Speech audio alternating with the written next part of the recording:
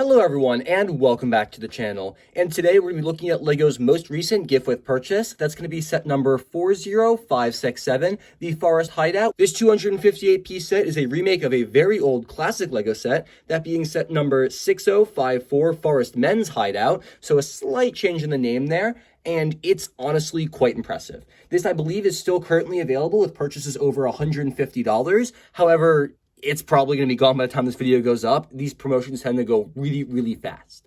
This set is quite phenomenal, containing 2 minifigures and a very cute, smart build of a treehouse here. Let's take a look at those figures first and move back on to the build of the set.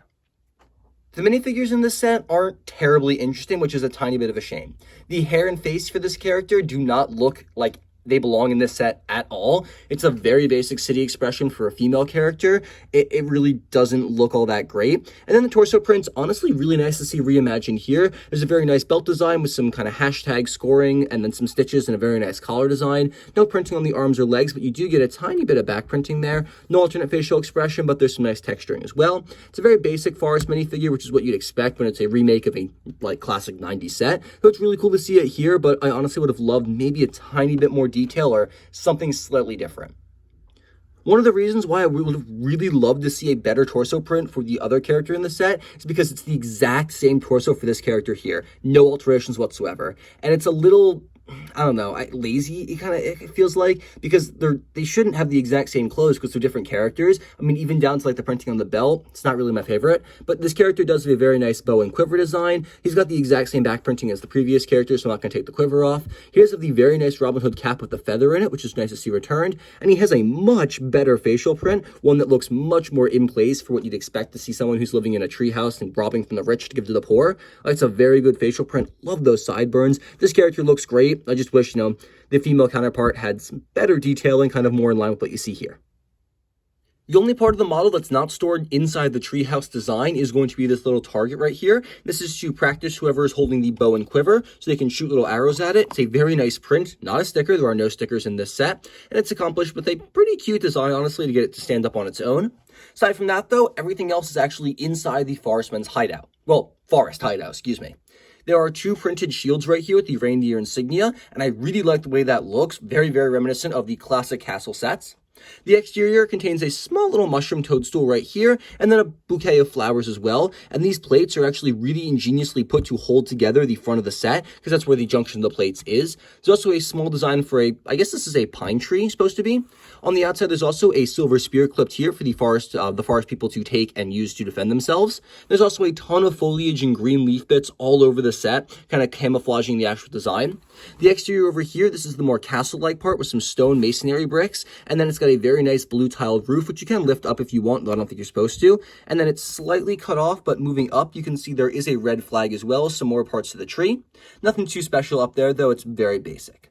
Moving the set around, the interior is honestly pretty well flushed out. There is actually a ladder moving up to the 2nd floor, so there's a logical way for your characters to get to the lookout there. There's actually windows so you can shoot arrows out from it if you want. Then right here, there's a small little barrel with a lid. Inside that is going to be 2 pieces of gold for the forest people to, steal from the rich and give to the poor, I guess, if this is Robin Hood. There is a little entrance and exit right here. That's the only way in and out of the fort. There is no door, it's just kind of held open. There's enough room in there that you can put a singular minifigure standing, and they will fit. It's a bit of a tight fit, especially for my big hands, but you can fit one minifigure in there. You can fit another minifigure on the other level down there or up there. And then the cool part is you can actually close the set. It's on hinges, so you can make this into one sealed treehouse. And that looks really great, honestly, although her sword got slightly caught, so let's remove her. You can fit both minifigures inside when you close it. And then from the exterior view, it's really nice. This side doesn't look the best because you can see kind of the pins, but that doesn't really matter. The only part of it I don't really like when you close it is that there's a hole that goes right through there. There's no way to really close that up, so that doesn't look the best. But aside from that, it's a very cute and very ingenious design for a treehouse build. And I really like the dollhouse style, how you can open it to play with it or close it for display if you really want. That's basically all I got to say for the build of the set. It's very simple. So let's take a look at the packaging and the manual real quick before bouncing back to the final verdict.